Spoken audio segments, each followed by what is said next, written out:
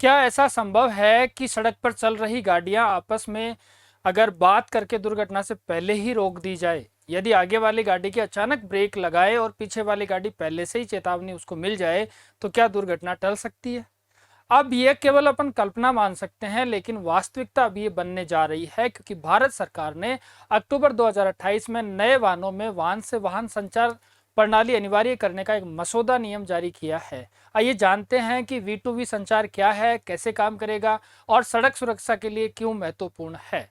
आप सब जानते हैं कि सड़क परिवहन और राजमार्ग मंत्रालय ने अगर देखा जाए तो नए वाहनों में व्हीकल टू व्हीकल कम्युनिकेशन यानी V2V अर्थात वाहन से वाहन संचार प्रणाली को अनिवार्य बनाने के लिए एक मसौदा या नियम क्या किया है, जारी किया है, जिसका उद्देश्य है कि भारत में बढ़ती हुई सड़क दुर्घटनाएं हैं उनको कम करना।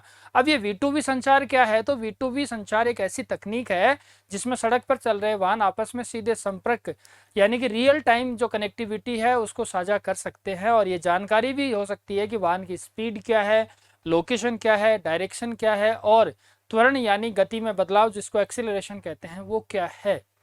काम कैसे करेगा? हर वाहन की एक विशेष संचार प्रणाली लगी होगी जो कि आसपास के वाहनों को लगातार सिग्नल भेजती है और प्राप्त करती रहती है। इससे वाहन का ये पता चलता रहता है कि कितनी तेजी से चल रहा है, किस दिशा में जा रहा है और अचानक क्या बदलाव हो सकता है। इसके उपयोग क्या क्या हो सकते हैं? नंबर एक है अचानक ब्रेक की चेतावनी लगेगी, क्योंकि आगे वाली गाड़ी अचानक ब्रेक लगाए तो पीछे वाले को पहले ही एक क्या मिल जाए, अवेयरनेस मिल जाए, चेतावनी मिल जाए। और टकराव से भी इसमें क्या हो सकती है, बचाव हो सकती है, क्योंकि स्वचालित जो प्रणाली है उसमें पहले ही इंडिकेशन इसमें से मिल जाएगा।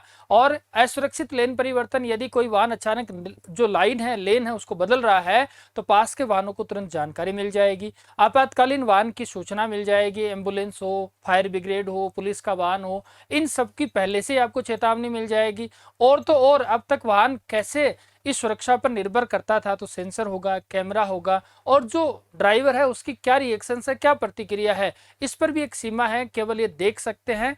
चालक की सीधी यानी कि जो लाइन ऑफ स्थित है उसको पता चलेगा। इसकी विशेषताएं क्या है?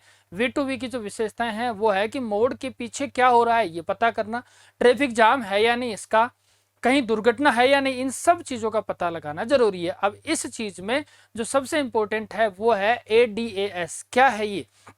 एडवांस ड्राइवर असिस्टेंट सिस्टम है, अर्थात उन्नत चालक सहायता प्रणाली है, जो कि एक ऐसी तकनीक है जो चालक को वाहनों को चलाने में सहायता देती है। ऑटो ब्रेकिंग, लेन की सहायता हो गई, टक्कर की चेतावनी हो गई, तो V2V प्रणाली को और अधिक प्रभावी बनाती है। इंपॉर्टेंस ऑफ V2V क्या है? तो भारत में जो सड़क दुर्घटनाएं हैं वो एक बहुत बड़ी समस्या है। आप सब जानते हैं वर्ष 2023 में 4,80,583 सड़क दुर्घटनाएं हुई थी, जिसमें से 1,72,890 लोगों की मौत हो चुकी थी। अब ऐसी स्थिति में अगर V2V तकनीक होती तो दुर्घटना को कम कर सकती, चालक को पहले से चेतावनी देती, सड़क सुरक्षा को बेहतर बनाती और स्मार्ट एंड कनेक्टेड जो परिवहन प्रणाली है उसको बढ़ावा भी दे सकती थी। लेकिन भविष्य में क्या करेगी? भविष्य में ये वाहन को इंफ्रास्ट्रक्चर यानी कि V2I हो सकता है, वाहन को नेटवर्क V2N और स्वचालित सेल्फ ड्राइविंग जो कार्स हैं जैसी तकनीकों में उपयोग हो सकता है। और यही है इंटेलिजेंट ट्रांसपोर्ट सिस्टम यानी ITS का एक महत्वपूर्ण हिस्सा।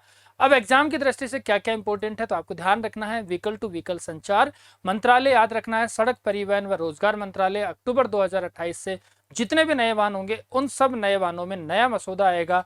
वाहनों के बीच रियल टाइम डेटा का आदान प्रदान, गति, स्थान, दिशा और एक्सीलरेशन का विशेष रूप से संबंधित प्रणाली ADAS है, ध्यान रखना। इसका महत्व है सड़क सुरक्षा, कनेक्टेड मोबिलिटी और इंटेलिजेंस ट्रांसपोर्ट सिस्टम को बनाए रखना। तो याद रखना V2V केवल एक नई तकनीक नहीं है, बल्कि सड़क सुरक्षा में एक नया परिवर्तन और वो भी क्रांतिकारी परिवर्तन हो सकता है। ऐसी जानकारी के लिए जुड़े प्रज्ञान RS अकेडमी के साथ।